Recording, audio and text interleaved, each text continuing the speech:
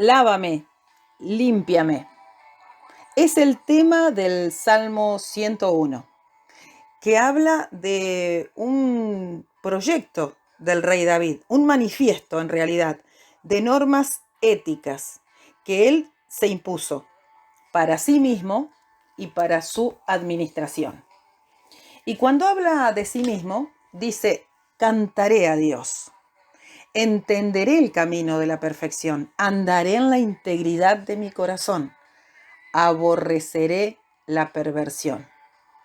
Y para sus ministros, dice, destruiré a los impíos, destruiré a los difamadores, condenaré al altanero y al vanidoso, miraré los fieles, me servirá el que ande en el camino de la perfección. No recibiré al que hace fraude y no aceptaré al mentiroso. David sabe que para limpiar su ciudad tiene que empezar primero por su casa.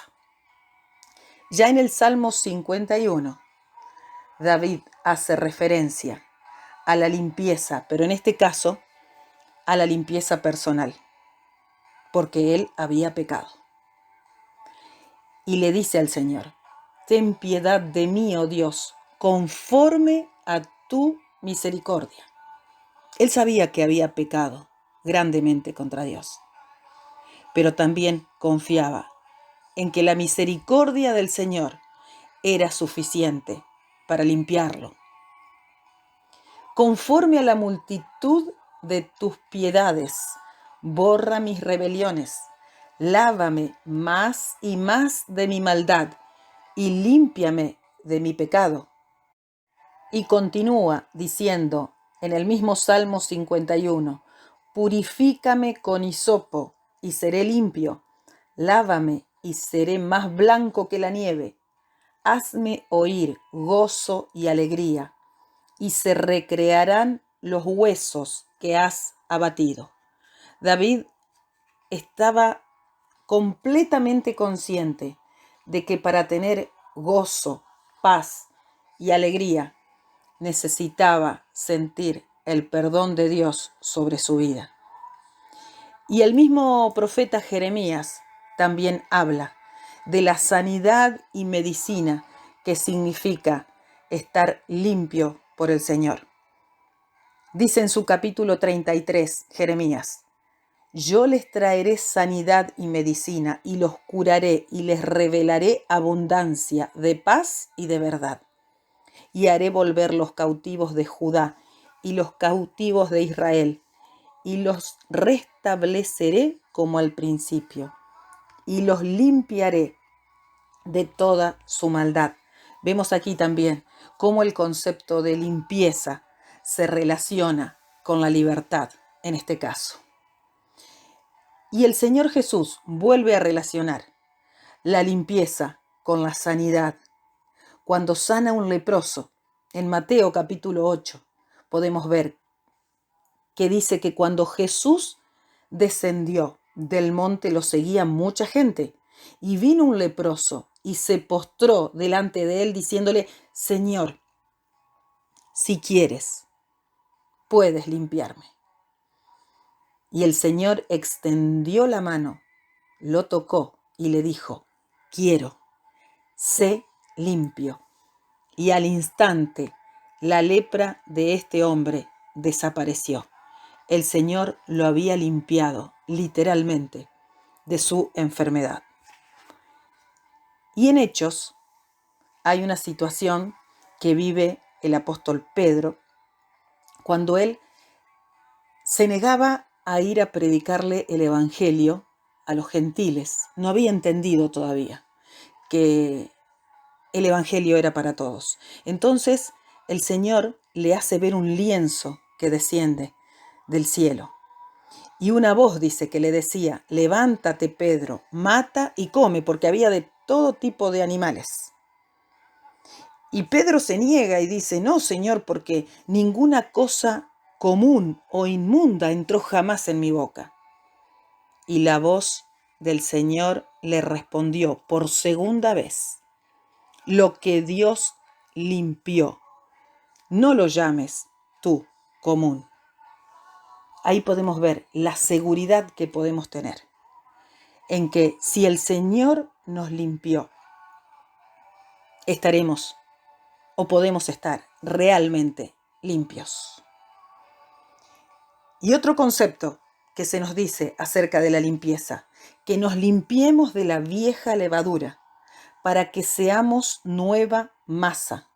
Dice, porque nuestra Pascua, que es Cristo, ya fue sacrificada por nosotros. Así que celebremos la fiesta no con la vieja levadura, ni con la levadura de la maldicia y de la maldad, sino con panes sin levadura. ¿Y qué es esto? Sinceridad y verdad. Lo dice la palabra. Y el apóstol Pablo a los cristianos de Corinto les aconseja que se limpien de toda contaminación de la carne y del espíritu, perfeccionando así la santidad en el temor de Dios.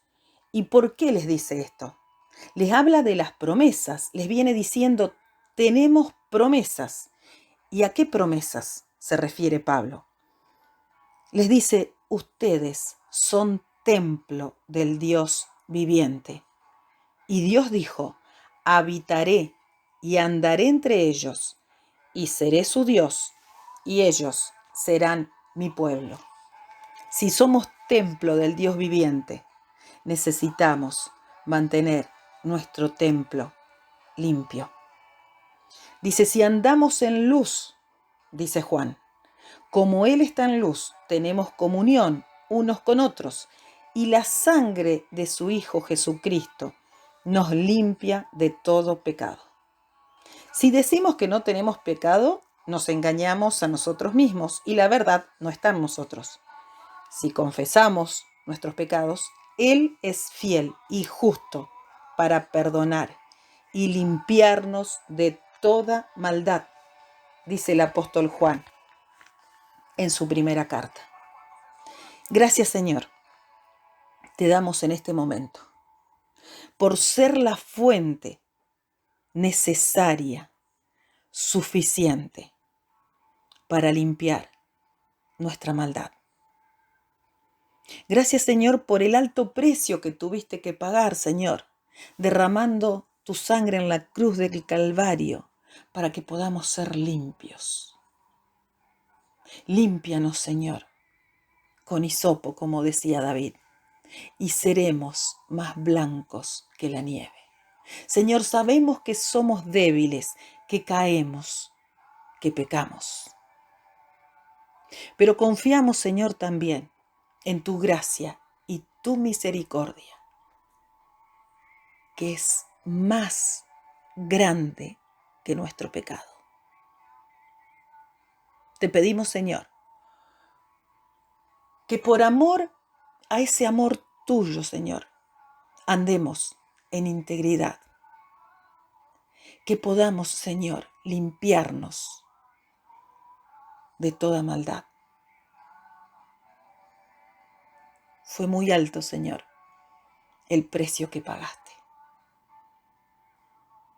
para limpiarnos. Gracias, Señor. Y que en tu palabra podamos recrearnos vez tras vez, día tras día, Señor, en la limpieza que necesitamos